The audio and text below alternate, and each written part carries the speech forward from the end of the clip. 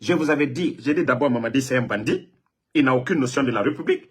Il n'arrivera pas au chevilles du président Fakonde. Mes vidéos sont toujours sur mes pages. Allez-y, écoutez. Parce que je savais que la Guinée est tombée bas.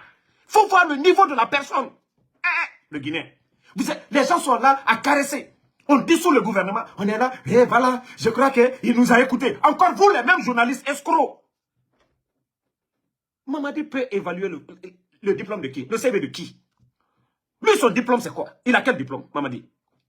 Il va évaluer le diplôme de qui pour dire, lui, il mérite d'être ministre. C'est encore vous, la presse. Vous avez commencé. C'était, oh, il nous a écoutés. Cette fois-ci, 2 ans, ils ont tout délapidé. Mettre le pays 10 ans, 20 ans en arrière. Le projet Simandou. Aujourd'hui, vous voyez ce qui se passe. Des vauriens, des tokas, un ancien rappeur raté. Djiba Diakité. C'est lui qui pilote l'un des grands projets miniers aujourd'hui. L'avenir de la Guinée dépend de ça aussi. Mais c'est des vauriens comme ça, comme des Djiba, qui pilotent ça. Vous êtes assis, personne n'en parle. Et vous voyez aujourd'hui, 11 700 Guinéens qu'on a jetés. Si vous voyez que le banditisme aujourd'hui a pris de l'ampleur. 18 000 fonctionnaires. Ici, quand Mamadi est en train de nommer des personnes sans diplôme ici, c'est encore vous, la presse. Vous êtes mis ici. Oh, voilà, il pense à la jeunesse. Je vous ai dit ici, c'est du tape à l'œil. Mamadi n'a rien dans la tête, c'est ça la vérité. Si vous avez peur de dire, oui, moi, parce que je ne suis pas à côté des militaires, oui, nous, on n'a pas peur de dire. Mamadi est un vaurien. C'est ça la vérité. Malgré tous ces intellectuels, le problème, c'est que vous n'avez pas compris.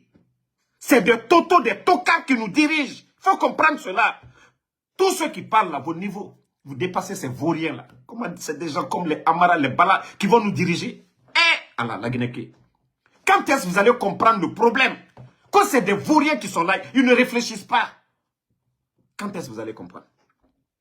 Je vous ai dit, tant que vous êtes là à caresser, ça fait l'affaire de Mamadi Doumbouya. Ils ne sont même pas nombreux. Il suffit d'être unis. On dit, ce n'est pas, comme disait l'un des grands journalistes célèbres, paix à son âme, Norbert Zongo, il vous a dit, ce n'est pas l'action des hommes mauvais, mais le silence des hommes bons. Les patrons des médias qui ont peur aujourd'hui, qui ne pensent qu'à l'intérêt.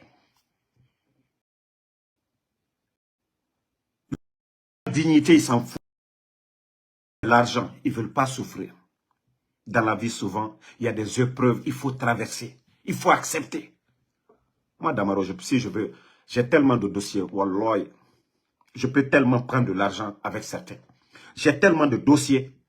Mais je dis, ça va me servir à quoi? Mais je laisse tout ça. Et voir demain. Mais comme vous ne voulez pas vraiment prendre vos responsabilités, vous organiser. Quand d'autres décident, d'autres sont hors jeu. Au moins que d'autres prennent la décision de faire face aux défis.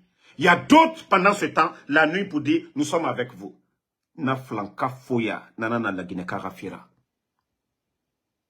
Quand vous êtes ensemble, ils disent oui, la nuit, vous les voyez comme l'histoire des messagers, la manière dont il y avait les nafigi, comment les nafigi faisaient.